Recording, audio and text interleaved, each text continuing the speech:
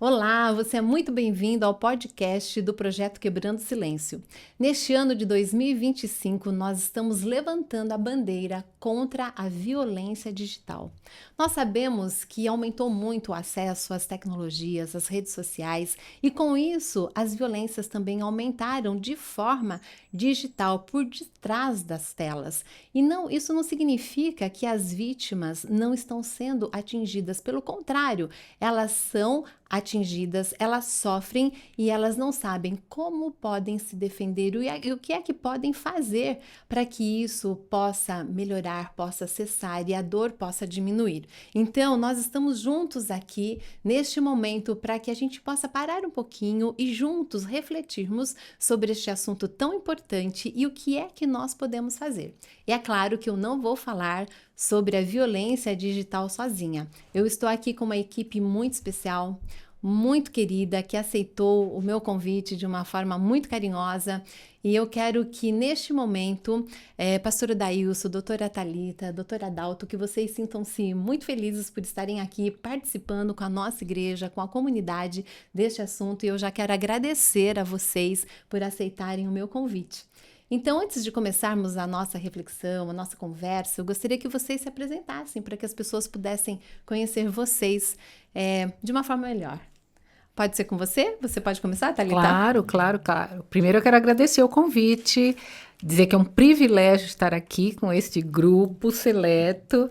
Eu sou educadora, trabalhei para a Organização Adventista por mais de 45 anos, no Sistema Educacional Adventista.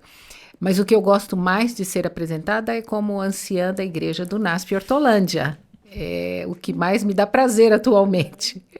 Eu sou doutora em educação e tenho minha formação na PUC de Campinas, no doutorado, mestrado em educação pela Unesp de Marília, pedagoga, e tenho estudado esse tema nos últimos anos como interesse pessoal, particular. E agradeço muito a oportunidade da gente conversar sobre esse tema tão importante para os dias que a gente está vivendo. Que privilégio ter você aqui. Gratidão, amiga. Você, doutora Adalto? É para mim também um prazer imenso poder voltar a essa casa que sempre me recebe muito bem, estar aqui para esse bate-papo muito interessante e oportuno. Eu sou pedagogo, quase psicólogo. No final desse ano me formo na graduação em psicologia também, mas eu tenho um doutorado em psicobiologia pela USP de Ribeirão Preto e atualmente sou docente no UNASP de Hortolândia em 5 cursos: psicologia, sistemas de informação, engenharia da computação, administração e ciências contábeis. Olha aí, não é fácil, hein? É verdade, é um desafio. É um desafio, mas parabéns Obrigado. por essa missão tão linda. É um prazer. E o nosso amigo, colega, né, pastor Dailson, por favor, pastor. Obrigado, Thelma. A gente se sente à vontade aqui, literalmente entre irmãos, né? E a gente fica feliz de compartilhar esse momento. Já estivemos em outros momentos juntos, né? Para mim é uma honra, Thelma. Quando você me deu um toque ali, eu falei, na hora a gente aceita. Não só para compartilhar, mas também para aprender com vocês, porque realmente, professora Adalto, professora Thalita, vocês têm sido uma bênção para a gente, né, como comunicação. E é isso, eu trabalho na comunicação, né, aqui da Igreja Adventista do Sétimo Dia para o estado de São Paulo, e a gente lida constantemente, né, com as telas, com as redes sociais, com as bênçãos, mas também recebe as informações das maldições, né. E quando eu vi que o assunto ia ser quebrando o silêncio, violência digital, dei um pulo de alegria por dizer nada mais atual, nada mais urgente, nada mais contemporâneo e emergencial para a gente conversar. Então eu venho aqui de coração aberto para conversar, trocar uma ideia, cuido da comunicação, da liberdade religiosa também, tenho uma formação em comunicação, recentemente um mestrado voltado exatamente para a questão das fake news, então toda essa questão da verdade, da meia-verdade, da quase-verdade. A gente vive tempos desafiadores, né? E comunicação é a ferramenta com a qual a gente se fala com Deus, mas também se fala entre nós. Então essa comunicação entre nós, ela precisa ser melhorada. E vamos estar aqui junto para conversar um pouquinho. Que ótimo, pastor. É uma alegria ter você aqui com a gente, viu? E eu continuo com você, pastor. Então, se a tecnologia ela é uma ameaça hoje, a gente está vendo tudo isso, né? A nossa temática, a revista tem falado tantas coisas já. Será que é melhor a gente viver offline? O que é que você diz? Que desafio, né, gente? Olha, tô aqui, né? A gente fez recentemente um programa junto sobre as telas, né? E a gente sempre tomou muito esse cuidado, porque demonizar é fácil. Aprender, ter sabedoria, discernimento, que é o grande desafio ao qual Deus nos chamou. Mas antes de mais nada, tem que definir, né, o que é esse quebrando o silêncio. A gente tem que entender que a violência digital ela é absolutamente real. Né? A gente pensa no virtual, no real, no presencial, no digital. Não. Hoje estamos lidando com tempos onde, para a geração que está vindo cada vez mais, o que acontece numa tela, né, o que acontece hoje numa conversa digital, ela não é virtual, ela é real. Ela é absolutamente real e material, como vocês vão nos explicar, né? E ela é física, inclusive. Então, passou essa fase, estou num outro universo. Não, o real é aqui, o digital é ali. O que eu vejo na tela não me influencia. Mas o que falar das ameaças, né, professora? Nós vivemos hoje com 7 gerações. Estava pregando esses dias numa igreja e falei assim, nessa igreja a gente convive com 7 histórias diferentes, pelo menos conforme a psicologia define, os nossos pessoas que entendem um pouco disso falam, né? Desde a geração silenciosa, antes da guerra, baby boomers, aí vem o X, que sou eu, né, nos anos 80, aí vem os milênios, que já estão em crise de meia-idade, milênio não é mais novinho, tá tudo já em meia-idade, aí vem o Z, que é a minha filha, 2011, aí vem o Alpha, que é até 2025, e agora, esse ano, a gente inova com a nova geração beta, que é o quê? Inteligência artificial. Então, nós estamos falando sobre violência digital para 7 gerações diferentes. Gente que não tem a menor ideia, com todo o carinho, que estão lá no tempo do LP, que se você não entende, depois vai lá no Google e olha o que foi um LP, e gente que está com inteligência artificial no GPT aqui o tempo todo. Sim. Não dá para fugir. Não tem como. E não é para a gente ficar completamente fora da realidade. Mas a realidade nos obriga esse equilíbrio. Então tem gente machucada, tem gente chorando, tem gente buscando decisões desesperadoras, tem gente entrando com crise de suicídio. Não é pequeno quando você fala do desafio digital. Aí eu digo, a gente tem que usar sim, mas da maneira certa. Né? Sim. Então, nós precisamos estar atentos. Com certeza. Precisamos estar ali, mas saber o quanto, como e o que, não é verdade? Isso é muito importante. Doutora Adalto, para você, a próxima pergunta. Nós sabemos que existem muitos benefícios, né? Com a tecnologia, com as redes sociais. Isso mesmo que está acontecendo agora é um grande benefício, né? Que nós estamos prestando para a sociedade. E é muito bom saber disso e poder usar a tecnologia para o bem, né? Mas, na sua opinião, qual o maior risco que os usuários de tela, nesse momento, eles estão correndo? Qual é o risco que eles correm desse uso excessivo das telas? Professora Thelma, eu vou até utilizar a abordagem do pastor Adailson para a gente entender uma coisa. O cérebro que vive o mundo virtual é o mesmo que vive o mundo real. Uhum. Os impactos são os mesmos que vêm dos dois lados, os prejuízos também, né? Então a gente não tem um cérebro para desligar para viver só o mundo real. Não existe essa possibilidade hoje. A gente tem que equilibrar os dois mundos, com parcimônia, com sabedoria. E essa sabedoria, ela é o Espírito Santo que nos dá, esse equilíbrio. Então, enfrentar essa questão é muito importante que seja enfrentada de uma forma equilibrada. O pastor falou demonizar, não é esse o nosso objetivo. Não, agora você joga o seu celular na parede, esquece, porque ele é um mal na sua vida. Não, a gente precisa dessa tecnologia. Ela é positiva em muitos aspectos. Mas como utilizar com sabedoria de forma que não nos prejudique, não prejudique a nossa mente, o nosso cérebro. Então, respondendo a sua pergunta, eu entendo que nós já temos dados robustos científicos para saber das manifestações, dos prejuízos que você tem em praticamente todas as áreas da sua vida, com o uso excessivo de telas de celulares. Você tem prejuízos biopsicossociais nas relações, na cognição, aprendizagem. Você tem prejuízos físicos, algumas doenças orgânicas, por exemplo, doenças cardíacas aparecendo, hipertensão, com a causa relacionada ao uso excessivo de telas. Você tem as questões de relacionamento, as questões emocionais, transtornos mentais, depressão, ansiedade.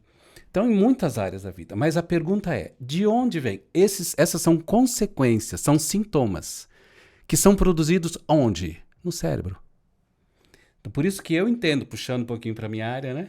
Eu entendo que o maior risco, na minha opinião, é o que está acontecendo em termos de alteração na configuração da fisiologia e até anatomia do nosso cérebro. Porque é de lá que vem todos esses prejuízos que se manifestam em todas as áreas.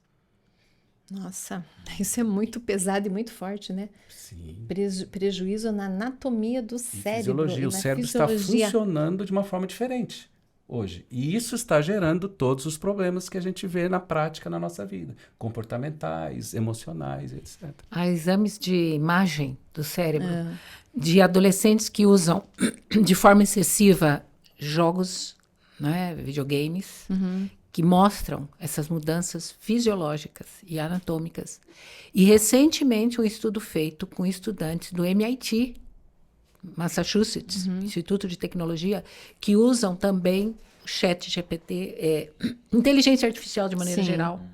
E eles, por meio de imagens do cérebro, percebem que há perdas cognitivas, por meio de exames daqueles que usam inteligência artificial de modo excessivo. Excessivo, eu diria, para obter informação, né? Não exercitam de fato o cérebro, já recebem tudo pronto. Estudos conclusivos mostrando, por meio de imagens, perdas cognitivas. Até, assim, teve uma pessoa que leu esse artigo, que eu mandei o artigo para a pessoa ler, e ele falou assim, uau, nós estamos emburrecendo. E isso se vê por exames de imagem, isso que o doutor Adalto acabou de falar. É impressionante. É porque isso é super sério, né? Eu lembro, né? Eu sou da época de frequentar a biblioteca, né? Acho que você também, né, Thalita? Não sei se o pastor... Sem dúvida. Sem dúvida, eu sou a mais velha aqui, com certeza. Então, a gente ia à biblioteca, a gente lia, a gente pesquisava, a gente fazia resumo, a gente interiorizava tudo aquilo, né? E agora você falando, eu fiz uma viagem, assim, sabe? No tempo da minha época. E agora é exatamente isso, porque não se pensa mais, né? Você já vai lá na inteligência artificial, você faz uma pergunta, você tem, assim, um estudo de dias, né? Na nossa época, ali na sua mão, na tela. É uma pena isso. Não, mas veja, eu acabo de ver aqui, antes de ver aqui com vocês, tá na notícia de hoje, né? O CEO da OpenAI, né? OpenAI é onde tem o GPT e todo esse novo mundo da inteligência artificial. Ele acabou de falar, poucas horas atrás, nós não sabemos o que nós criamos. É meio apocalíptico, meio cinematográfico, daqueles filmes de 30 anos atrás. Mas ele fala bem claro, porque a pergunta era sobre relacionamentos digitais. Essa que nós estamos falando, né? Como que está sendo a humanidade vai se relacionar, porque já tem namoro, casamento, essas coisas bizarras que estão acontecendo, e a violência digital. E com a inteligência artificial, agora vem algo muito mais ostensivo, muito mais criativo, muito mais influenciador, muito mais de propor novas opções, que não é apenas um algoritmo que te responde. Não, agora ele te oferece. E não sabemos. Então, veja, nós temos que entender que estamos vivendo um momento tão dramático do plano da redenção profético, onde os próprios criadores e habitantes lá do Vale do Silício, que geram a tecnologia, eles estão criando coisas que nem eles sabem como será controlada. E ele terminou dizendo, a minha comparação hoje é com a força da bomba atômica. Nossa. Então, lá nos anos 30, 40, quando teve toda a guerra, toda aquela loucura atômica do planeta, hoje nós estamos vivendo, seus 80 anos depois, uma mesma crise atômica planetária que envolve o que nós estamos conversando aqui. O mundo digital, as telas, a influência, o cérebro se apequenando e a gente vai ficando emburrecido, e a inteligência artificial muito mais rápida e volumosa com a computação quântica. Então, o ser humano se emburrece e as máquinas se multiplicam ostensivamente na sua rapidez de fazer cálculos. Esse é o futuro que nós estamos vivendo já, né?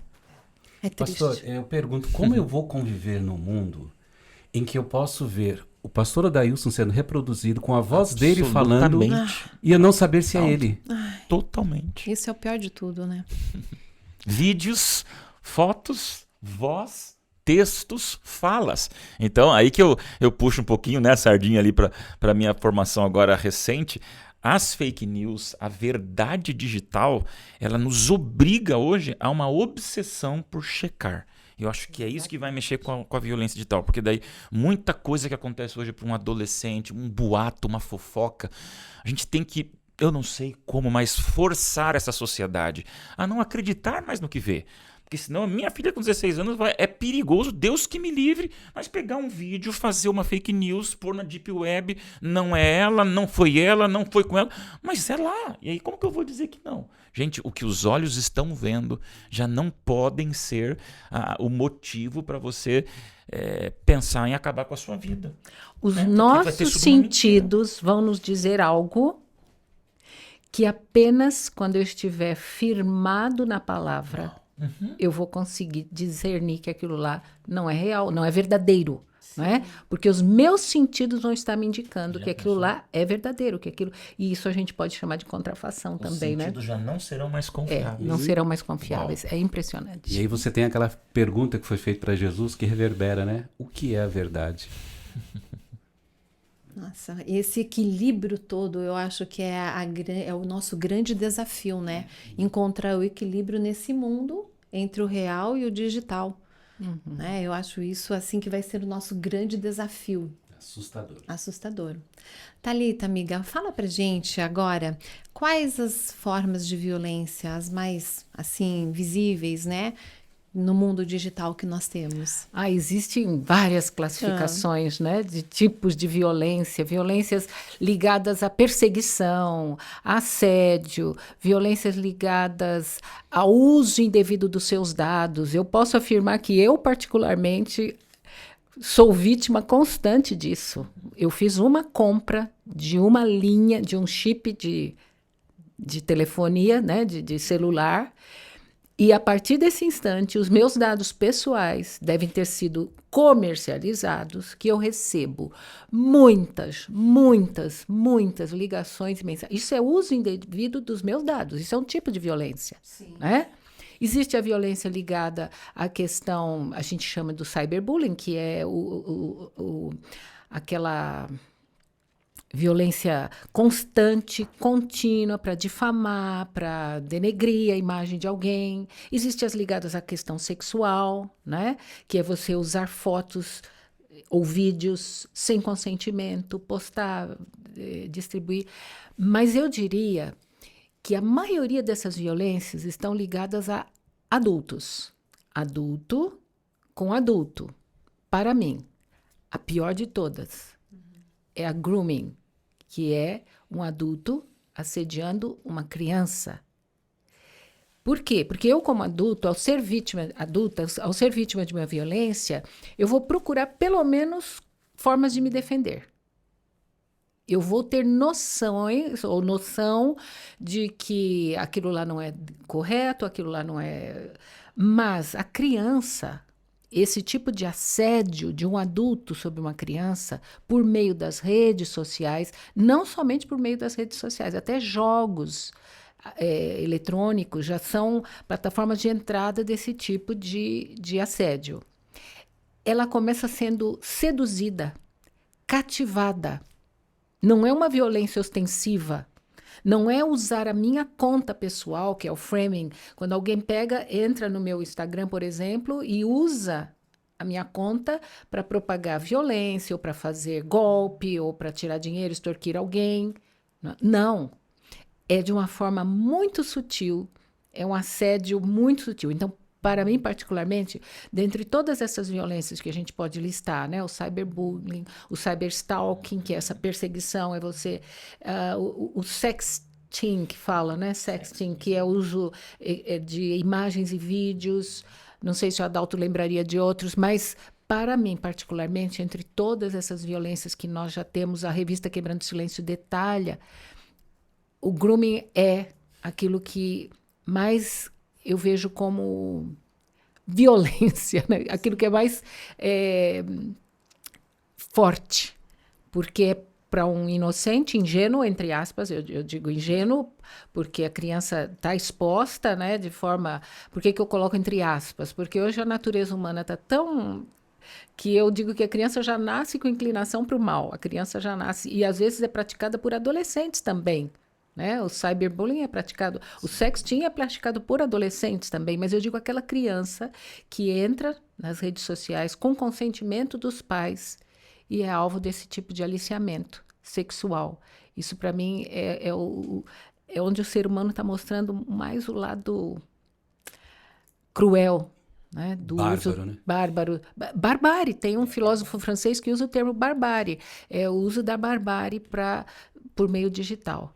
Então, há vários tipos. Mas eu gostaria de dizer, a revista Quebrando o Silêncio aponta e sinaliza algo que é fundamental.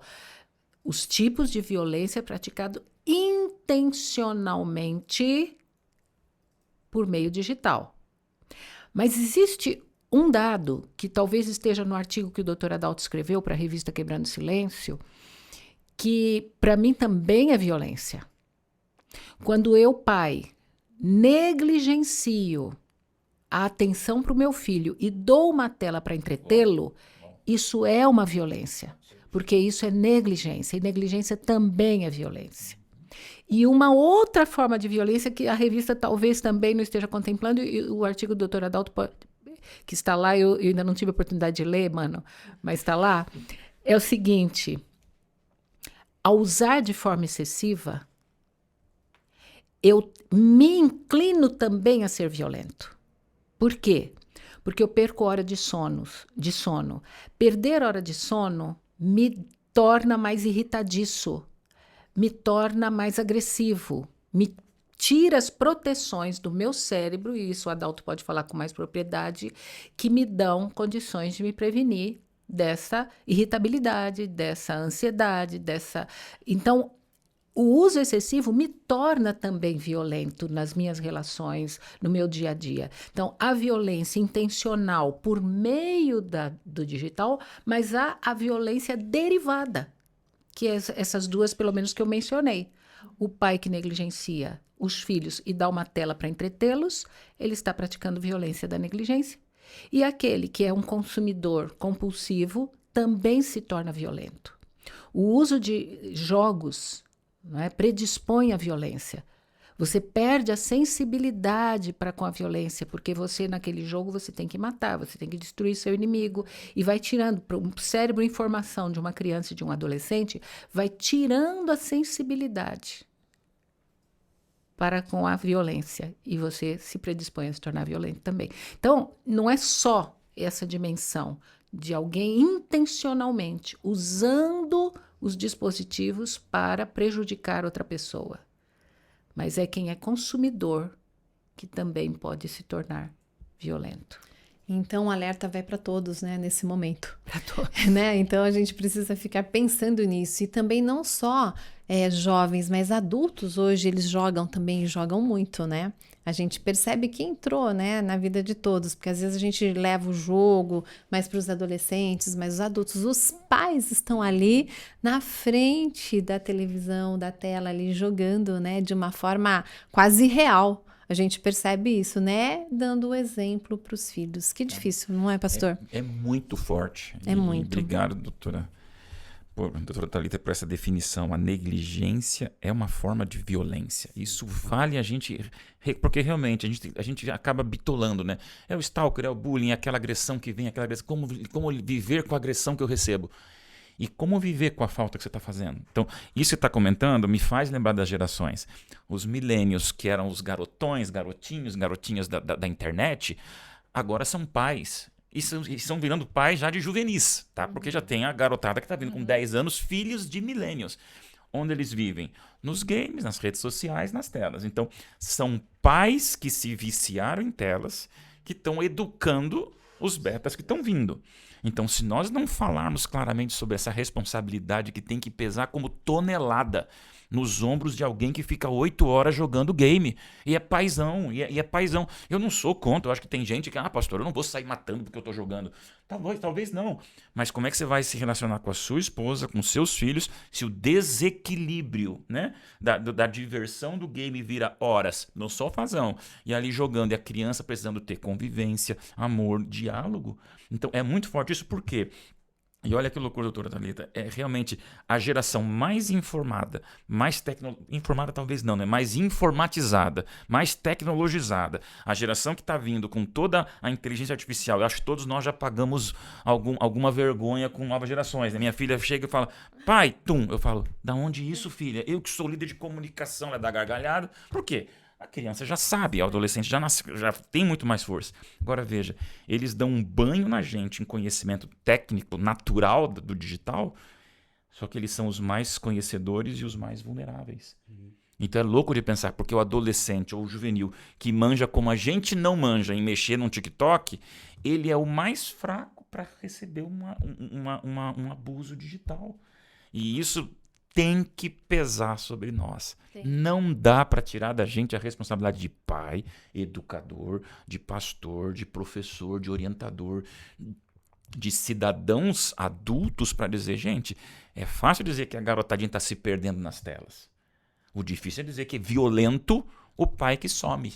Pois Uau, é. isso é E o muito pai forte. que tá ali, muito né? forte. Agora Mostrando. imagina uma criança que o pai também é viciado em videogames e que tem alguém que entra em contato com ela com uma fala sutil, uma fala meu amorosa, Dando uma atenção. fala carinhosa, Oh, dando seu pai não atenção, dá. dando aquilo que ele não tem em casa. Como ele não vai se sentir cativado? Como ele não vai se sentir... Recentemente, inclusive, a gente viu um caso de um adolescente que assassinou os pais, filmando, e a namorada do outro lado, incentivando e vendo. Quer dizer, perdem a sensibilidade para o valor da vida, dos relacionamentos. Sim. Mas um adulto entregou a tela para aquela criança, para aquele adolescente, tirando a responsabilidade de si, de tempo, atenção, entretenimento, lazer em família, lazer junto, né? Então, realmente, para mim, essa dimensão é a mais grave e mais séria. Isso é reconhecido como abuso por negligência, esse é o nome. Olha aí. E é interessante a gente saber que o abuso por negligência, ele pode causar na criança os mesmos sintomas e prejuízos de um abuso ativo. Uau. Um abuso sexual, os mesmos sintomas. Até porque a criança, como está em desenvolvimento, seu cérebro, ela está muito mais vulnerável, né? A última parte do cérebro que amadurece no período da adolescência é o lobo frontal, onde você tem o controle, o freio, onde você faz julgamento, raciocínio e diz, não, isso não é bom, não, isso eu não devo. Esse freio que nós temos de autocontrole, de autogestão, o adolescente é a parte do cérebro que é a última a amadurecer. Ele não tem isso bem estruturado. Por isso que ele é tão vulnerável, por isso que ele tem a irritabilidade, a agressividade que aflora. Por quê? Porque esse controle que nós desenvolvemos, nele ainda não está pronto. Então, a necessidade de prazer, que é o que a internet e as telas nos fazem, né? Eu preciso de agora. Eu pego aqui meu TikTok, eu quero agora. Sim. Eu estou gerando dopamina para me sentir bem. Então, essa necessidade faz com que o seu cérebro trabalhe da seguinte maneira: eu preciso para já. E por conta disso, o adolescente não tem mais capacidade, não é treinado na capacidade de resiliência, de não, agora eu não posso, agora eu não devo. E essa falta de obter a recompensa no momento que ele precisa, o cérebro funciona desse jeito, gera nele agressividade. Então é um cérebro muito mais vulnerável. E uma outra questão também, doutora Thalita, importante, é que a criança muitas vezes não tem consciência de que aquilo é uma violência. Claro, ela não tem. Com certeza. Ela recebe a violência muitas vezes como sendo um carinho, como sendo positivo. Exatamente. Ela Pais não tem esse ausentes, filtro. o abusador presente. À medida que vai complicando, porque aí ele já pede que ela mande fotos, à medida que vai complicando, ela tem a sensação, ela tem a noção de que aquilo lá não é... Desconfortável. É desconfortável, mas ele também fala, não conte para ninguém, isso é um segredo só nosso. Então, é muito complicado, porque eles têm uma forma de seduzir... Sim. Que mexe de uma maneira que a criança, ela pode até sentir que tem alguma coisa ali que não está certa, mas ela não tem mais, assim, ou não tem o discernimento para como eu vou recorrer, como eu vou contar para alguém, como é que isso dá, sabe? É muito É a mesma forma sutil. sem ser no virtual, né? Eles agem da mesma forma. E a criança está ali totalmente presa àquilo e eles acham que eles estão num ambiente seguro, não é? Sim, Esse é o problema. É que o abusador, o stalker, ele vai pela via da cumplicidade. E muitas vezes essa cumplicidade que a criança vai desenvolver com o abusador, ela não tem com os pais. E ela precisa disso. Então essa é a via, a porta por onde ele entra. Desenvolver a cumplicidade. Me permito aqui, professora, não aliviar, porque eu também me coloco como réu. Tá? Tenho uma filha de 16 anos. Então, ao falar com essa dureza, eu falo para mim, tá? Porque não adianta. A gente vai discutir um monte de questões escolares, do governo, da igreja, do pastorado, do educador. Tudo é importante. Mas, gente, pai não vai gerar confiança com filho no digital. Pai não vai virar cúmplice de filha online. É quando você desliga o bendito que vira maldito celular e bate um papo na hora da refeição. Eu tenho uma luta, eu vivo com isso aqui, eu tenho seguidores, meu trabalho é esse aqui. Deixa o celular, filhona, vamos bater papo, pai e filha. Parece que nessa hora abre uma cratera tão maravilhosa de opções para você dizer assim, agora eu estou vivendo com a minha filha um momento de conversa. Não é os memezinhos que eu mandei para ela no nosso grupozinho de WhatsApp de família. Não é. Você não vai construir conscientização, não vai construir sabedoria, discernimento. Já são uma fase que está com o cérebro formando. E o pai está na tela, a mãe está na tela. E a refeição é com tela. E de repente você depois vê o abusador. Ai, mas eu não consigo. Como que eu não consegui alertar meus filhos? Custa tempo. O preço não é financeiro, é tempo. Então, pais, pesa sobre nós a responsabilidade de tudo esse que é a violência digital para as novas gerações, pesa sobre família, é o laço de pai e mãe. Tem que falar, tem que dar um basta. Não vou ficar falando com as amigas no WhatsApp, não vou ficar vendo o Instagram das minhas amigas e vou agora sentar com a minha filha e vou bater um papo com ela.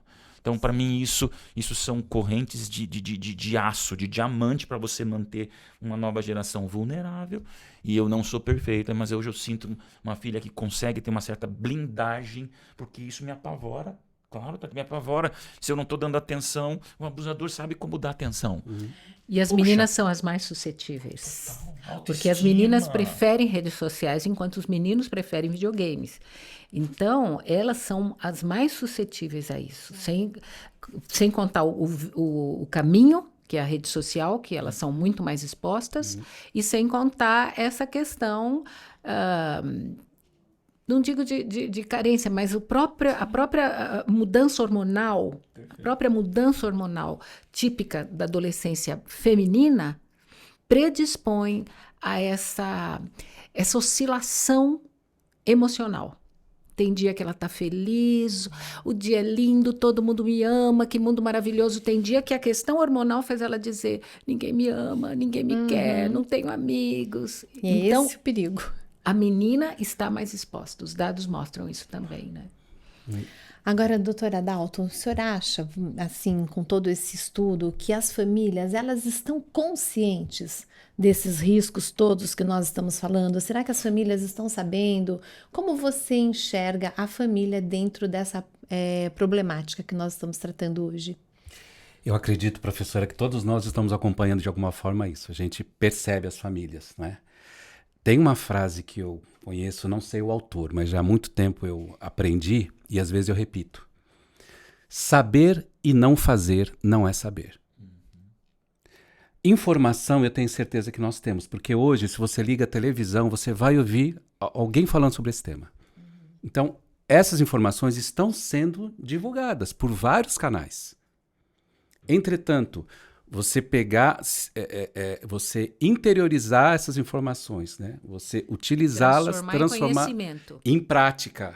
Exige um esforço que eu não sei se as famílias estão dispostas a... Então, a consciência, o que eu chamo de consciência, a família tem consciência, é ter informação ou é transformar a informação em conhecimento de verdade, prático, né?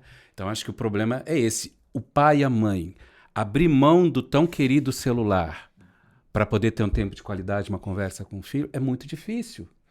Você tem que se obrigar. Exatamente. Porque no natural não vai ser natural. Não vai ser natural nem com um esforço. As famílias mais lindas, ou as pessoas mais educadoras, ou os pastores mais consagrados. Não é natural. Eu tenho uma luta. Eu venho aqui para dizer assim, é uma luta. Dizer assim, nossa, sem perceber, eu já estou há 2 horas aqui em casa e não para. deixa, vamos fazer uma comida juntos, vamos pra cozinha, vamos fazer um bolo. Você tem que se forçar, porque a tendência é isso que virou onipresente, porque não é porque isso aqui é mal, é porque isso aqui tem tudo, não é? Nosso trabalho, nosso conteúdo, nosso estudo bíblico, o meu sermão, tá tudo aqui. Então, eu seguro isso aqui como hoje é a constância da minha vida. Então, você tentar deixar isso para dizer agora é qualidade de diálogo familiar, é um peso que tem que ser obrigatório, consciente e forçado, porque não vai cair do céu facinho. Não vai. Então tem que ter planejamento e uma ação intencional. Intencionalidade. Não é, eu vou tentar. Não. Quando vai ser feito? Como eu vou fazer? Uma dica, pastor. O senhor falou sobre a importância de falar à mesa. Sim. É importante. Não é? Ao levantar, ao se deitar, você tem que falar. Mas você quer dizer alguma coisa muito importante para o seu filho, que você quer que ele não esqueça? Crie um clima de importância. Leve ele para jantar, por exemplo, uma noite num restaurante. Entendeu? Crie um momento. Isso vai fazer com que ele fique, opa, isso aqui é importante. Então é importante você, no dia a dia, todo momento que você tem oportunidade, conversar. Não pode deixar só para esse momento especial. Mas é preciso também um esforço para criar esses momentos especiais de interação, de a criança... porque rodou ali 200 videozinhos no TikTok. Filho, para um pouquinho que eu quero te dar um recado. Dela para. Vamos conversar um pouquinho sobre... Não, a conexão não tá. É interessante, é puxar, criar o ambiente, desconectar, preparar. Que luta que está sendo hoje a gente lidar com esses cérebros cada vez mais traídos, né? Cada vez mais seduzidos, cada vez mais embotados. Que desafio pra gente, né? Os pais que estão nos ouvindo nesse momento, eu acho que precisam fazer realmente um esforço enorme, ter a consciência do que eles precisam fazer para que tenham, né, essa interação com os filhos, mas tem algo que eu acho super importante. Tem coisas que a gente só consegue com oração. Então, a gente tem que pedir para que Deus nos dê essa possibilidade, né, de se desvencilhar dessas redes sociais de uma forma excessiva para que a gente possa ser um bom exemplo para os filhos. Eu sempre penso nisso enquanto mãe. O que eu, mãe, passo para as minhas filhas, né? Como que as minhas filhas me veem? O que elas veem em mim?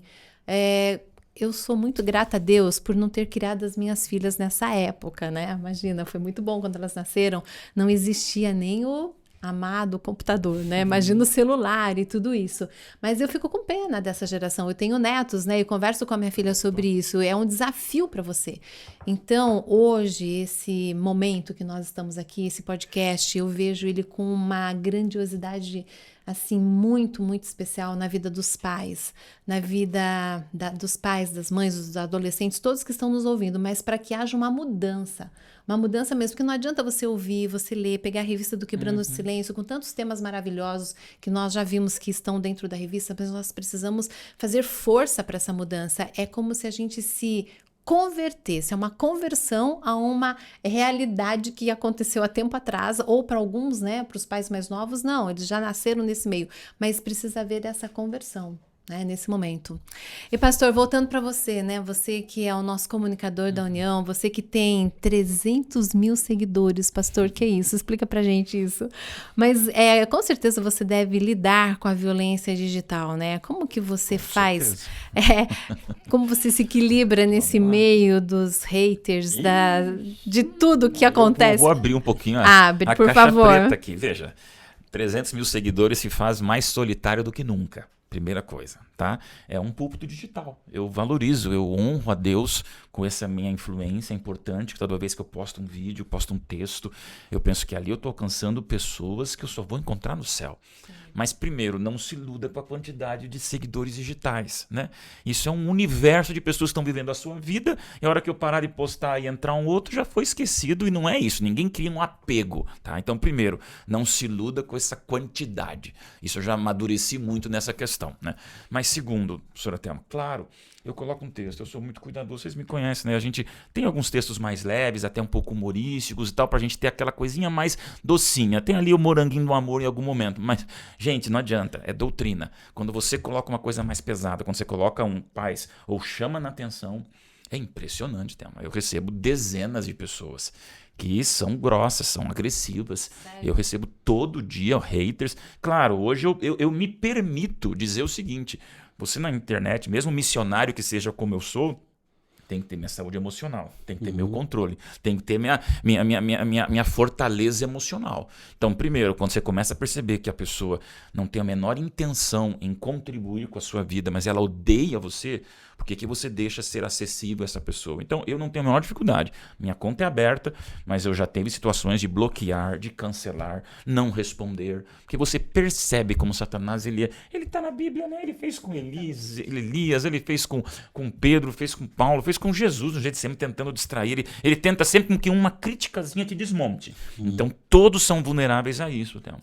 Haters e stalkers. Gosto daquela frase do Cortella, né? Não bate palma para maluco dançar. Primeiro, se você for responder, se você for querer bater boca, se você for querer argumentar com gente que você já percebe que é das trevas para a tua vida, ou você vai rechaçar trevas para a tua luz, ou você vai apagar a tua luz para ficar batendo papo com trevas. Então, eu aprendi a não vou dar atenção para essa pessoa. Tá? Agora, é claro, para o adolescente, para minha filha, que tem 1% dos meus seguidores, ela recebe meia crítica como eu recebo 50, para ela o mundo desaba.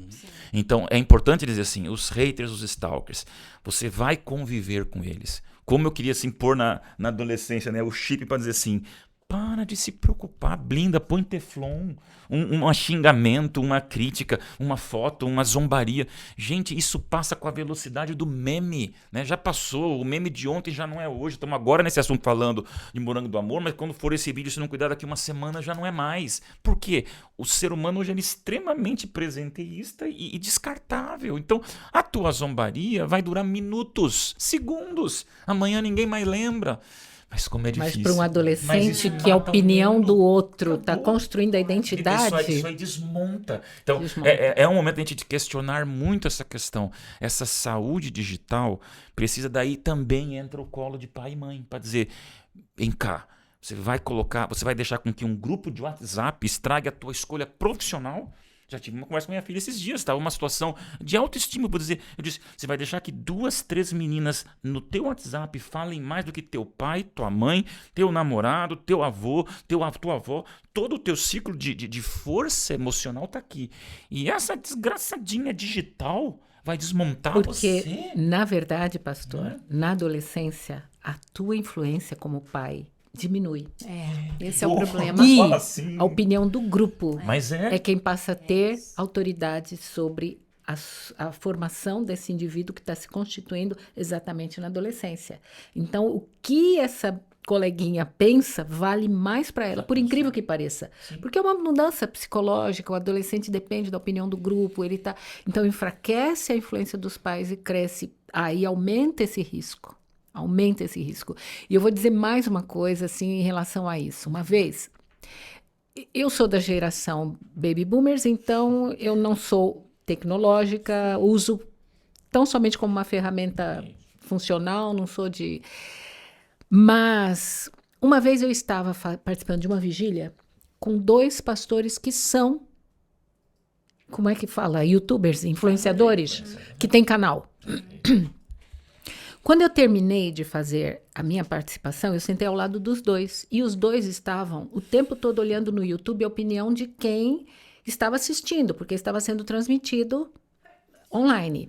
Quando eu terminei de sentar, eles falaram, olha, estão falando isso, olha, você está sendo elogiada, olha, você viu, você está vendo. E eles ali o tempo todo acompanhando. E eu só virei e falei assim, não. Não quero saber. Eu não quero saber, porque se for elogio, eu posso me tornar presunçosa. Se for crítica, eu posso desanimar de não falar aquilo que precisa ser dito. Então, eu não quero saber. Então, eu já sou para o outro extremo. Eu me blindo não querendo saber. Não. E alguém pergunta assim, qual é seu canal? Qual é sua... Eu só uso para trabalho. Por quê? Aí me desculpa, pastor, eu vou... Minha natureza é assim. Eu sei que eu vou ser muito mais afetada do que o pastor Adailson. Com qualquer crítica que seja feita, eu vou me desanimar, não vou mais falar, não vou mais fazer palestra, não vou mais... Porque eu me abalo mais. Mas tem um detalhe que eu vejo nessas redes. A exaltação do eu. É contrário um dos princípios básicos do cristianismo, que é a autotranscendência. Já não sou eu quem vive. É Cristo quem vive em mim. Então, quando a gente se expõe muito, e eu dou maior valor para quem faz o trabalho que o pastor Adailson faz, que é a pregação do evangelho, é o anúncio do reino. Sim. Então, eu vejo que não é ele, é o reino quem está sendo proclamado. Mas quando eu coloco o que eu fiz, o que eu gosto, onde eu fui, que eu viajei, milhões de seguidores. e papapá. É isso aí. É a minha vida exposta. Para mim, isso é negação da autotranscendência. É eu me colocar em evidência. E não é Cristo quem está sendo exaltado. Né? Então, por exemplo, eu tenho, sim, minha conta lá no Instagram, que tinha, acho que 100 seguidores, porque eu nunca posto nada.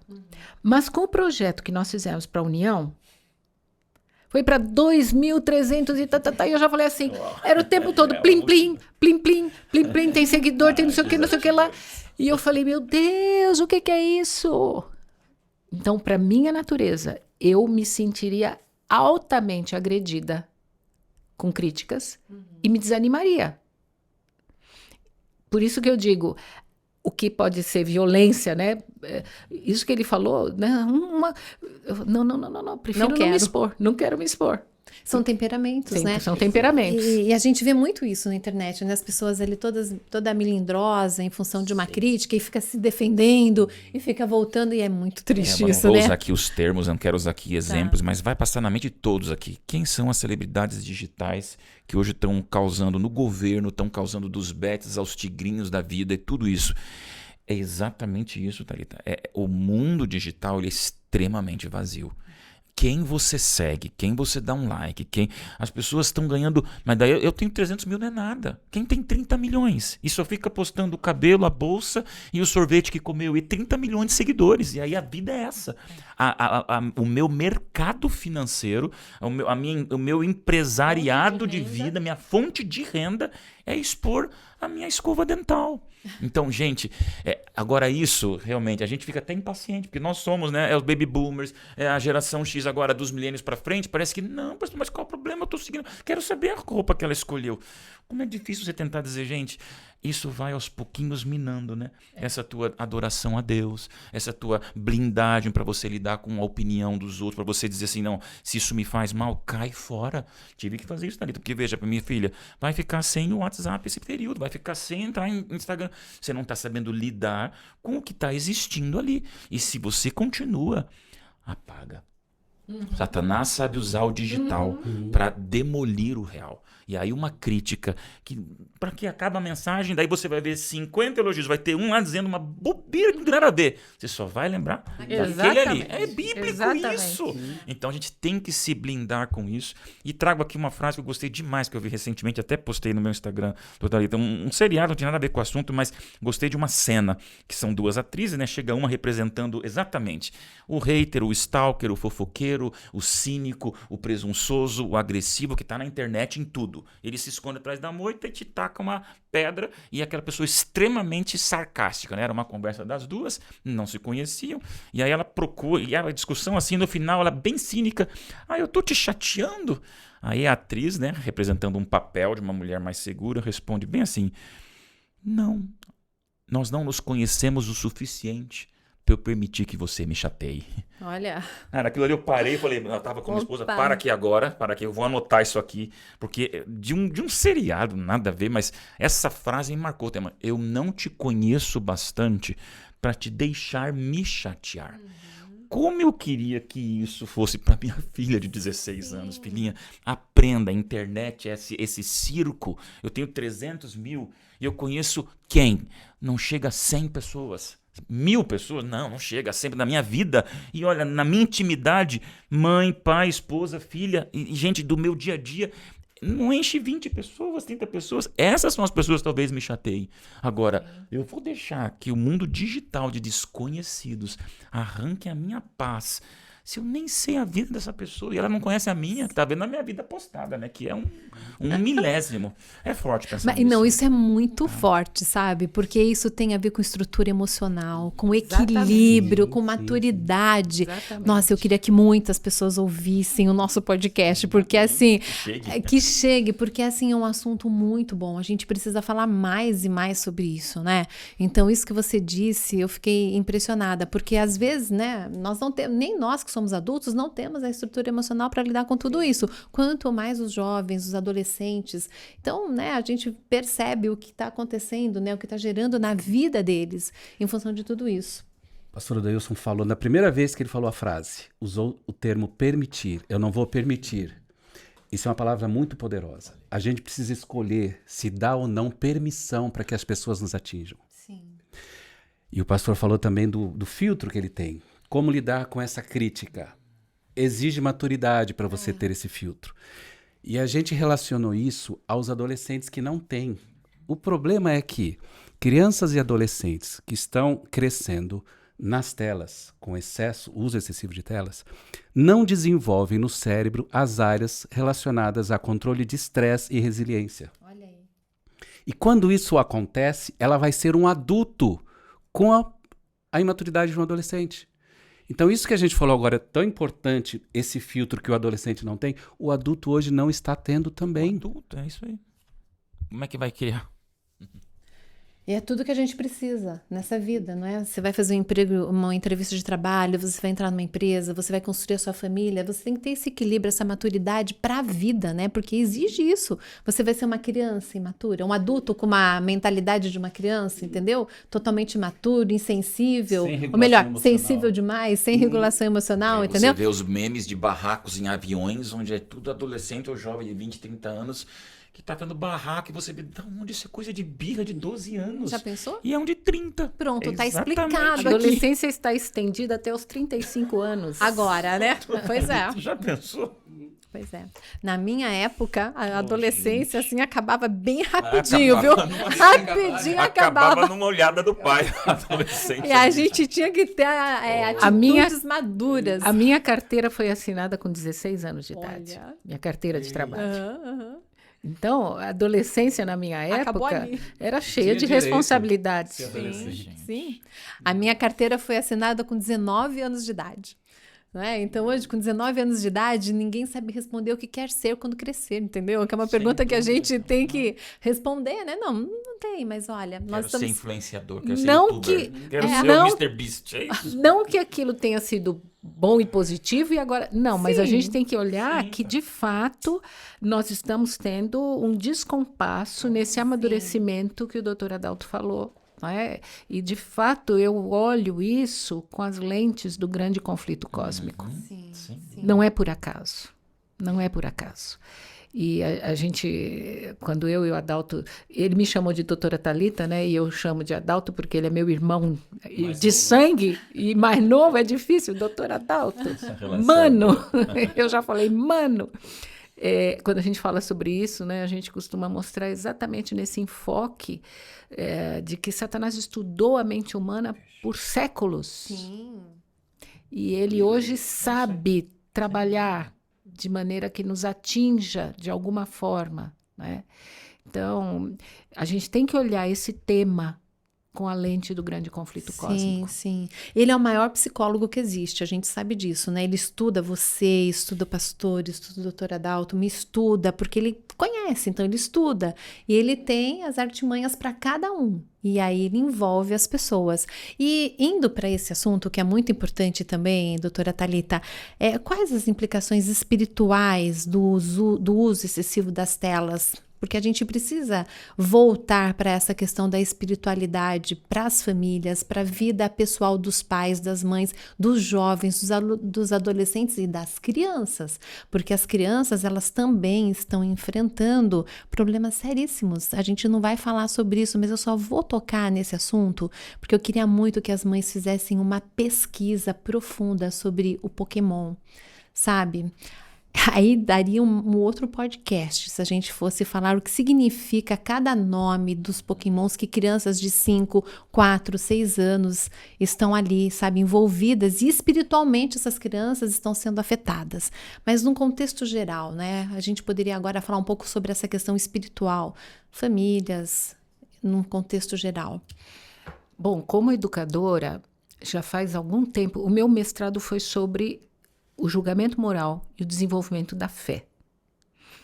Então, desde 1995, eu tenho trabalhado com essa perspectiva de como a criança aprende sobre Deus, como a criança aprende as questões espirituais, né? Mas eu mesma era ingênua a respeito desse assunto. Quando eu comecei a estudar isso em 1995, eu não tinha noção. Mas com o passar do tempo, e você tocou nesse desenho, eu comecei a perceber as crianças chegando para nós muito mais irritadiças, muito mais violentas. E eu lembro que em 2010 foi que eu entrei em contato com esse filósofo francês que escreveu sobre a barbárie. E ele fala sobre...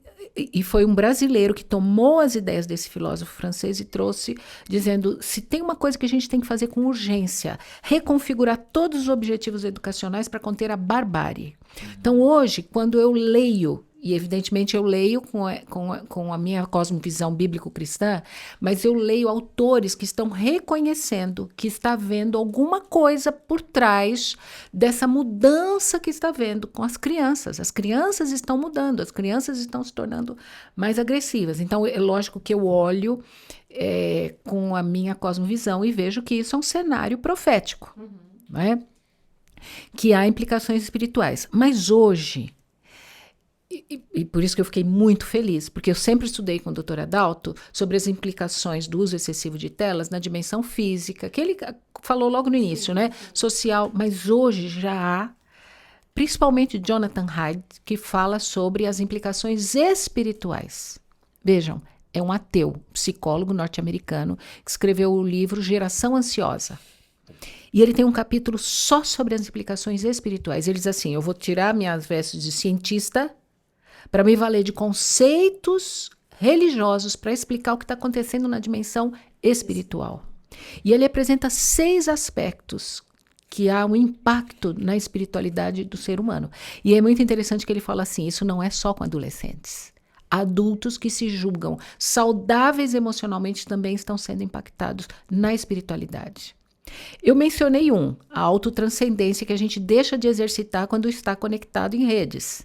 Mas há um outro que a gente pode também falar associado às redes, que é a gente exacerba, né? A gente coloca em evidência um lado muito humano da gente, que é o julgamento. Enquanto o cristianismo diz assim, não julgueis para que não sejais julgados, a gente o tempo todo está julgando com uma visão muito crítica, tudo aquilo que é postado. Então, quando eu entro numa rede social, eu começo a julgar tudo aquilo que está sendo colocado ali. E isso é contrário à minha premissa de cristã de não julgar. E, normalmente, a gente julga com um olhar muito crítico, não é? A gente está o tempo todo em julgamento. Outra dimensão que ele coloca, que eu acho interessantíssima, é que a gente não se enleva mais com a natureza. E um ateu cita o Salmo 19. Olha. E diz assim, os céus declaram a glória de Deus. Então ele fala assim, um adolescente que nunca viu o mar, ele vai ter contato com a praia pela primeira vez. Ao invés dele se enlevar, ele diz assim, o nosso cérebro precisa de algo maior do que nós para sentir o desejo de melhorar, de melhorar a nossa condição.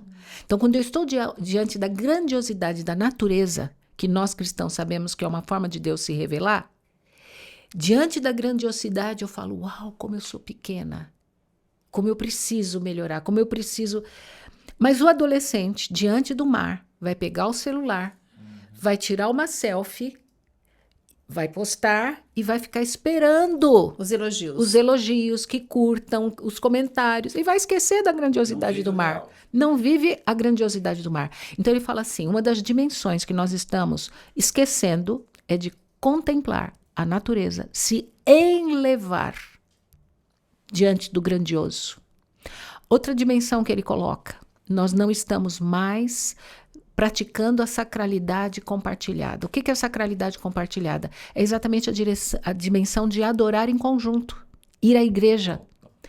Eu, diante de uma tela, escolho quem eu quero ouvir, escolho o melhor sermão, não preciso trocar de roupa, não preciso segurar uma Bíblia, eu não preciso nem me expor, não preciso ser alvo de julgamento. Imagina, eu vou vestir uma roupa, vou chegar lá na igreja, vão me julgar, vão me olhar, então eu prefiro ficar aqui em casa. E nós estamos com uma geração perdendo o interesse pela sacralidade compartilhada.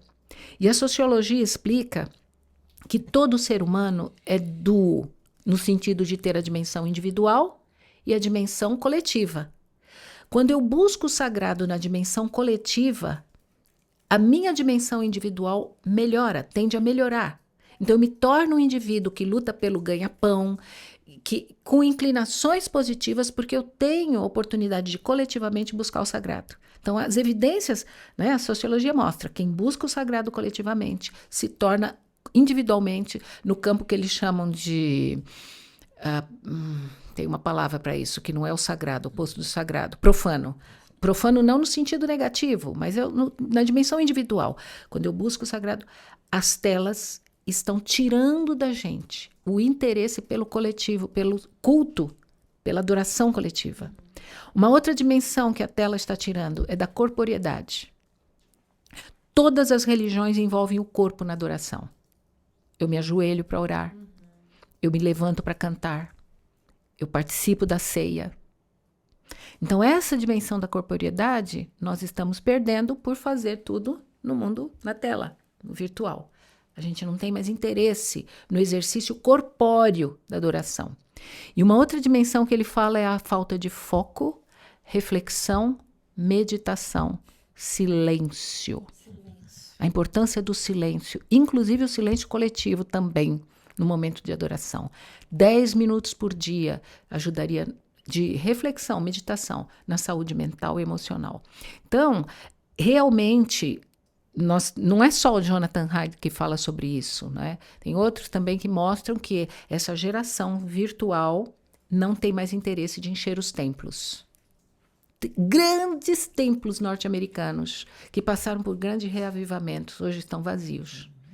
Isso é uma geração que vem vindo, que não tem mais interesse. Você pergunta? Não, eu sou cristão, mas não quer mais fazer parte de uma comunidade.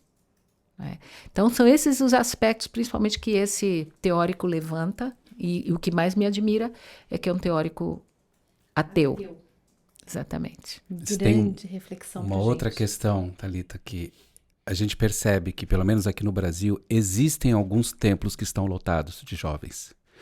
Eu estive em Ribeirão Preto, uns dias desse atrás, para jantar num restaurante. Em frente tinha uma igreja, dessas igrejas evangélicas. E eu entrei para ver o culto. Tudo apagado, Sim, espetáculo. fumaça. Dopaminérgico. Exatamente. Ou seja, o culto que tem atraído os jovens é o culto à dopamina, ao prazer, não a Deus. Não há a questão do reverente, do silêncio. Não, é a questão de gerar Contemplação e dopamina. concentração Não existe. está em extinção, diz o Nicholas Carr, né? A concentração e a contemplação. Exatamente. As igrejas que estão florescendo e crescendo são aquelas que te dão o prazer da dopamina. Que é o que a tela, as redes sociais proporcionam para as pessoas, Exatamente. não é? Luzes. Agora veja, Deus seja louvado, Thelma, por essa conversa, porque eu acho que era muito fácil a gente, no Quebrando o Silêncio, apontar o foco dessa violência tradicional, né? Tradicional, a violência óbvia, né? Então, claro que o xingamento, o abuso sexual, o nude enviado, tudo isso envolve. Acho que a gente está chegando num nível aqui de profundidade e responsabilidade que isso é violência. É uma violência. Veja, essa apostasia digital e real de uma juventude que só quer culto em forma de espetáculo. Isso que você falou é profundo demais, Thalita. Veja, isso está acontecendo, eu vejo isso claramente, né? A gente vê isso. Nossos cultos, a adoração coletiva, o povo que desde a pandemia ficou em casa. Eu trabalho com comunicação, eu vibro que as igrejas estão transmitindo seus cultos porque tem muita gente doente que não pode. Mas isso virou uma bênção e é uma desgraça para quem fez da adoração esse ato de você eleger o culto mais legal que você quer, como se Deus fosse esse garçom e você na mesa do restaurante, pedindo o cardápio do sábado de manhã. É importante trazer esse cenário para a violência, porque é a violência espiritual. É real isso. Isso, para nós, igreja que prega tanto sobre o cuidado da violência criminosa, ninguém vai ser preso, né, por fazer um culto e você não vai na igreja. Agora, isso é uma violência espiritual que na nossa igreja, no nosso adventismo, cristianismo, protestantismo, está acontecendo. Os irmãos não estão indo para a igreja. Eu fico no sofá, porque eu vou ver a Igreja Central de Curitiba, Central do Rio, vou lá no NASP, vou ver a doutora Thalita que está lá no NASP Hortolândia, Adal. Gente, isso não é a adoração. Isso é assistir um podcast. Não é prestar culto. Poxa, você está assistindo aqui um podcast maravilhoso, mas isso aqui não é um culto. Você não está assistindo um culto nesse momento. Você está assistindo uma palestra, uma conversa extremamente informativa. Agora, a adoração, a consagração, o ato cultico, isso é importantíssimo falar, porque nós estamos perdendo. E isso é uma violência, sim, uma violência muito dramática, que se nós não nos adaptarmos e não nos observarmos agora, viraremos as igrejas na Europa e nos Estados Unidos, que estão transformando igrejas em academia, em boate, em bar, porque não pode desmontar o templo porque é tombado pela história, mas não tem um ser humano dentro. Aí vira uma biblioteca, a igreja principal da cidade. Então tem coisa muito errada. Isso, gente, envolve o mundo digital, virtual. É isso que nós estamos discutindo aqui. E é num cenário de violência também da nossa relação com Deus. Com Deus. É por isso que a gente está aqui para quebrar esse silêncio virtual, né? É o que a gente está tentando fazer nesse ano aqui de 2025 dentro do projeto. Amém. Maravilhoso. Eu me pergunto se isso já não seria prenúncio da sacudidura, porque os templos estão se esvaziando para dar lugar a quem? Aquelas pessoas que vão vir buscar uma experiência real, presencial com Deus. Que não vão aguentar mais essas telas, a solidão, exatamente. Porque vai ter um ponto de quebra, né? Veja, nós estamos... Agora, não faz 3 anos que a inteligência artificial não fazia parte da nossa conversa, a gente sabia. 3 anos, gente, não foi nem na pandemia, foi pós-pandemia. Nós estamos vivendo um momento que joga 5 anos em cima de 3. Para onde nós vamos? Em algum momento, a sociedade mundial tem um ponto de quebra. É impossível, porque nem os criadores estão sabendo controlar. Então, ainda voltamos à Bíblia, né? Eu acho que ainda o sal da terra, o colo do pai e da mãe, a convivência dos crentes num ambiente de pequeno grupo, lá num Pentecostes, numa salinha. A gente tem profeticamente esse retorno, né? Isso me anima. Eu acho que a gente não pode aqui, por isso que eu falo, não estamos aqui para falar mal do digital, mas é para apontar que isso aí faz parte de um traçado profético, onde aí sim, né, Thalita, a gente que tem uma mensagem consistente, uma Bíblia, uma doutrina, uma paixão pelo certo, pela volta de Cristo. Isso, hoje o mundo está extremamente solitário, faminto para isso. Né? E tem pessoas sendo alcançadas pelo meio digital. Opa, tem pessoas que são alcançadas pela verdade pelo meio digital. Então eu digo assim, usarmos para o reino, usarmos para a promoção do reino. Isso é fundamental. Agora, quando eu uso para consumo, para entretenimento, para me expor, para elevar o meu eu. Então tudo isso eu tenho que começar a me examinar. Um autoexame. Como é que eu estou fazendo uso? Os pais fazerem um autoexame. Como é que eu estou usando? Porque eu sou um exemplo para o meu filho. Esses dias uma adolescente falou para mim, minha mãe tirou o meu celular, eu queria que você conversasse com ela e tal, mas ela usa sem parar, ela usa sem freio. Aí a mãe falou para mim, ela disse para mim, eu vou contar para Thalita que você não para de usar o celular. Adorei. Essa foi ótima. Virou a monitora fiscal. Porque a filha sem celular, pais também, peraí. Exatamente. Imagina que contradição. Tira o teu celular e ela vê que a mãe tá lá no Instagram, na hora da comida, na hora da comida. Né? Então, na hora da refeição. E a mãe falou, ela falou que vai contar para você que eu não paro nem na hora da comida. É aquela frase, né, de tanto tempo atrás. Faça o que eu falo, mas não faz o que eu faço, entendeu? Então, isso para um pai, para uma mãe, isso é terrível, né? É o pior exemplo que um pai pode dar para um filho. É por isso que eu acho que esse tema é muito desafiador, né? Eu posso acrescentar até um aspecto da neurociências, essa questão da espiritualidade? Sim. Eu cito no artigo na revista o Nicholas Carr. Ele é um jornalista. E ele fala que escritor. Ele começou a perceber que quando ele lia artigos, a mente dele divagava. Ele não conseguia se concentrar. Ele foi perguntar para colegas de trabalho se estavam sentindo o mesmo fenômeno. De repente é um problema meu. E os colegas relataram que sim, sentiam a mesma dificuldade. E aí ele fala no livro dele que a internet parece estar desbastando a nossa capacidade de concentração e contemplação. O livro não é evangélico. E Ellen White usa a mesma palavra quando ela fala que nós somos transformados pela contemplação. Ou seja, se meu cérebro está perdendo a capacidade de contemplar, não tenho o canal, a janela por onde o Espírito Santo vai, pela contemplação, me transformar o meu caráter. E a questão da dopamina. Por que os adolescentes não têm mais interesse em coisas espirituais? Por quê? Para que um aplicativo seja lançado no mercado, ele precisa provar que em 3 minutos, não é, doutora? Em 3 minutos ele tem que produzir alterações fisiológicas que são características de uma produção excessiva de dopamina. Dilata as pupilas. Açúcar no sangue. Então o que acontece? Você tem uma alta produção de dopamina quando você está... Em curto tempo. Em curto Claro, tempo. esse é o É TikTok. recompensa imediata. Esse é o TikTok. Quando você está nas redes sociais, no TikTok. O teu cérebro, quando percebe essa alta produção, esse super estímulo de dopamina, ele precisa regular, porque ele não foi feito para esse nível de dopamina. Ele precisa regular. Para regular, o que ele faz? Fecha os receptores de dopamina. Quando fecha os receptores de dopamina, aquela dopamina basal que faz você ter interesse de ir para a igreja, de trabalhar de manhã, de buscar as coisas da sua vida, de viver, o interesse por viver. Essa dopamina que te leva a isso deixa de ser produzida. Gera um tédio que vai gerar, em consequência, a necessidade de mais dopamina, de recompensa imediata. Eu estou entediado porque as dopaminas não estão mais funcionando no cérebro. O que eu faço? Mais dopamina. É o ciclo do vício, de qualquer vício, seja de substância, seja de comportamento. É assim que funciona o ciclo do vício. Quando eu não tenho essa dopamina basal que me faz ter interesse pelas coisas, ir à igreja, me relacionar com pessoas, ler a Bíblia, tudo na vida da pessoa viciada perde interesse. Ela não tem interesse em mais nada. Porque a dopamina que é necessária para isso não está sendo produzida. Ela tem que ser bloqueada porque os picos de dopamina são muito intensos. A pessoa vai passar a viver em função desses picos, de buscar isso. Quando eu estou entediado, o que eu faço? Pega o celular. É automático. Dopamina. Isso vai gerando essa necessidade de picos, mas o cérebro vai se reequilibrando e nesse reequilíbrio ele gera o tédio.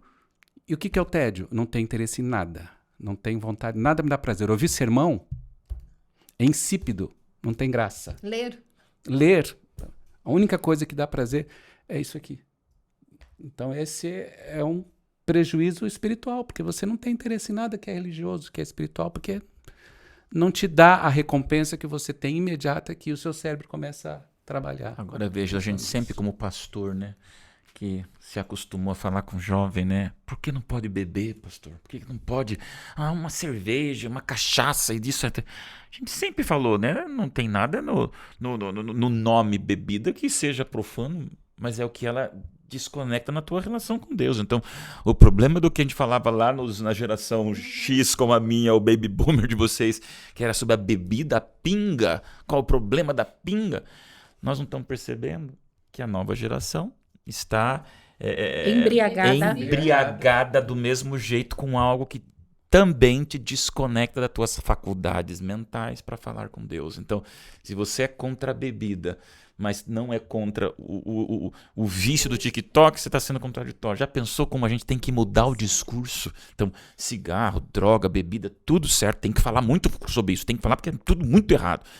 Mas a gente fala tanto do embotamento cerebral por causa do alcoolismo e não falamos do embotamento cerebral, então, por causa do rolar telas, né? Então essa é uma urgência e Deus seja louvado por esse esclarecimento de vocês, viu, Tema? Obrigado, a gente aprende junto, porque a gente que é pai de adolescente vive isso e trabalha nisso.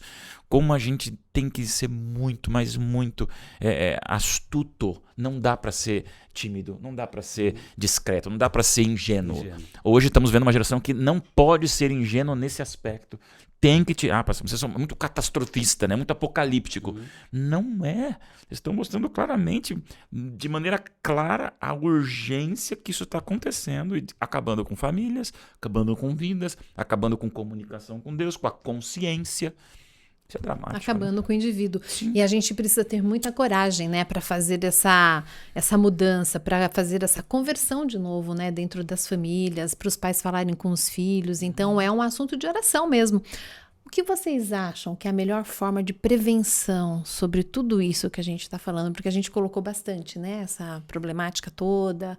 Então, existe mesmo, a gente já sabe disso. Tanto é prova que tem uma revista falando sobre a violência digital. Nós vamos estar levantando essa bandeira em toda a divisão sul-americana, porque é fato que o caso existe, é real. Mas o que a gente pode fazer agora? O que vocês me dizem? Essa pergunta é para os três, né? Eu quero jogar para eles o holofote. Aqui eu estou como participante, mas como pai, como cliente também e como necessário, carente disso. Eu acho que uma das primeiras coisas é a gente reconhecer que a gente precisa se informar mais. Então Deus traz pessoas como vocês, tá? E eu acho que não é porque eu trabalho, tenho 300 mil seguidores, que eu sou influencer, que eu não tenho que pôr a mão na minha consciência e falar assim, eu não sei.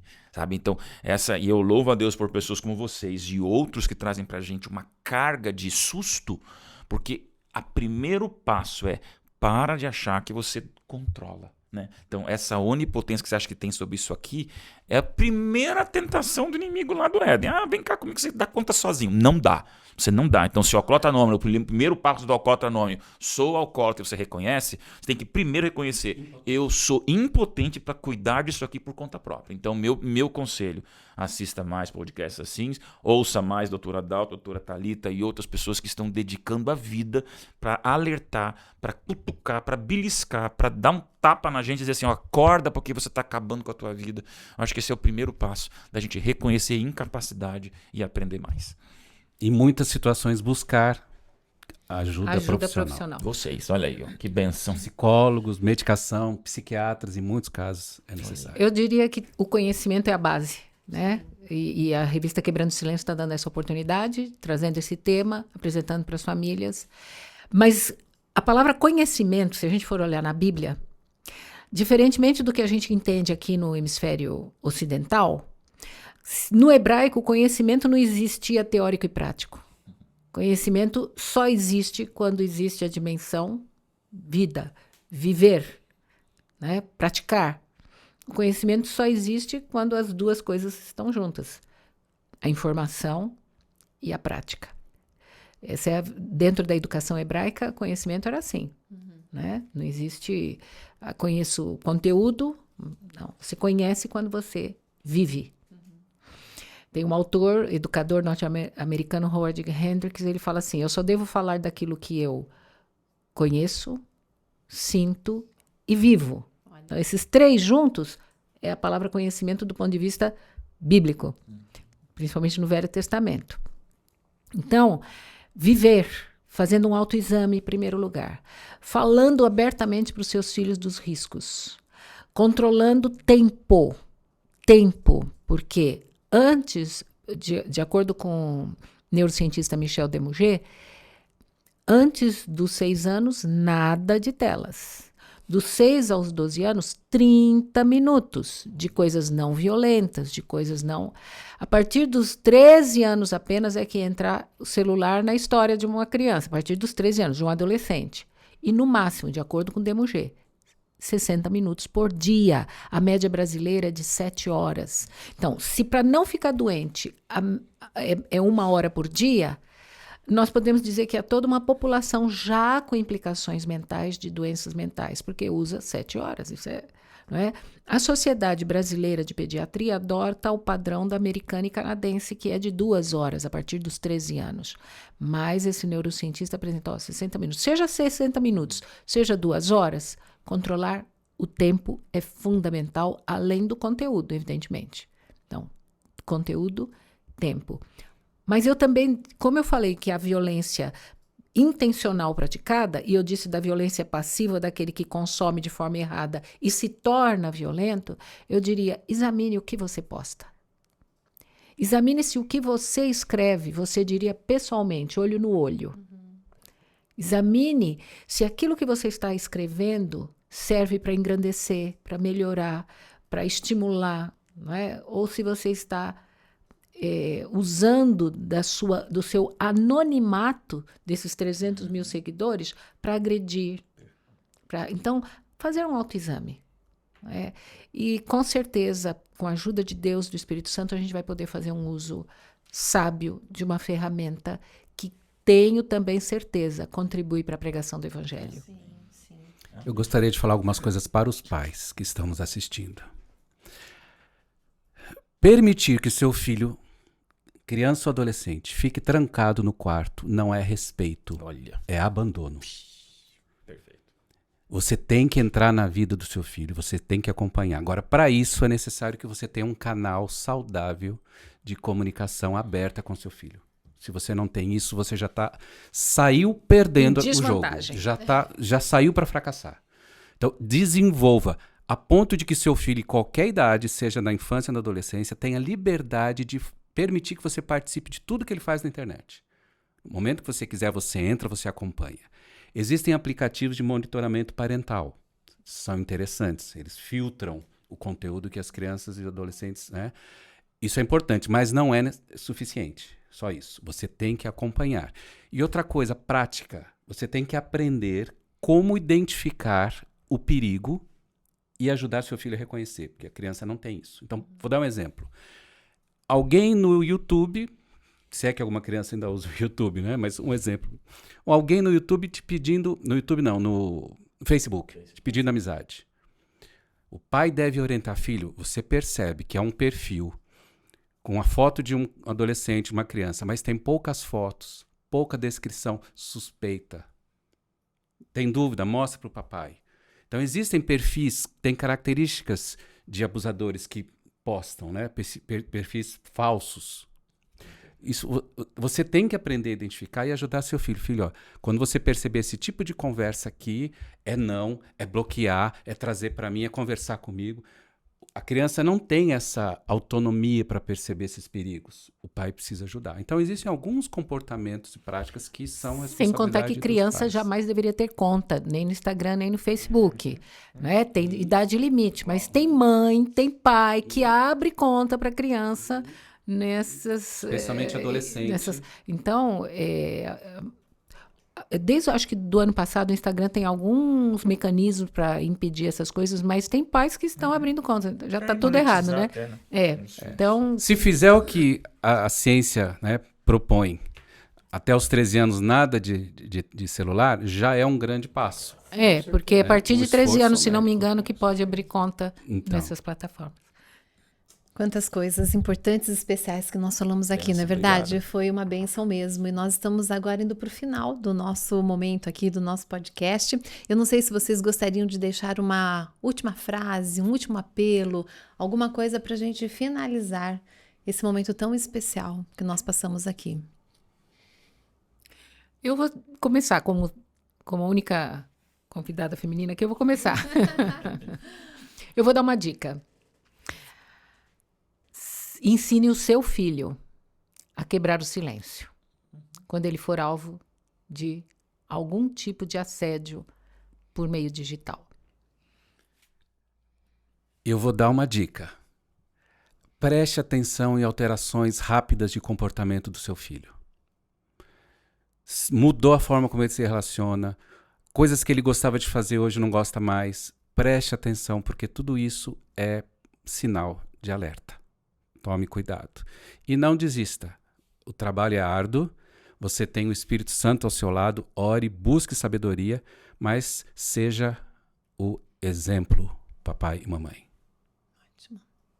E eu termino, né? Martelo na mão de um marceneiro constrói uma casa. Martelo na mão de um assassino mata uma pessoa. Saiba usar o martelo, né? Isso é uma bênção.